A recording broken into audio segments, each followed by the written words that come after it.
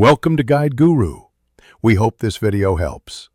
You start by blocking in simple shapes so proportions stay consistent, a large oval for the body and a medium circle for the head.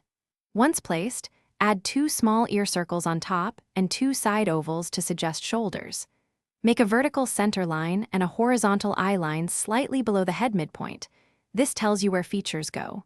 Use light strokes so you can adjust sizes easily. This base helps you keep the panda chunky and cute while avoiding compositional errors later. Now refine the face and limbs for character. Convert the head circle into a snout by adding a short muzzle and a small triangular nose, then a subtle mouth curve. Once done, draw rounded teardrop eye patches on the eye line and place small circles for eyes within them. For legs and arms, use short cylindrical shapes to keep the panda heavyset, adding paw pads and blunt claws. Make sure to erase overlapping construction lines and keep contours smooth to preserve the soft, chunky feel. To finish, paint the large black areas, ears, eye patches, shoulders, and limbs, keeping edges slightly feathered so fur reads naturally.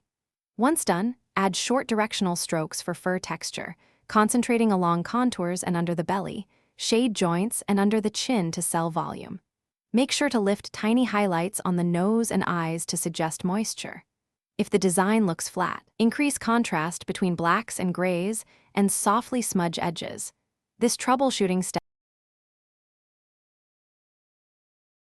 Thanks for watching. Consider subscribing if we helped you today.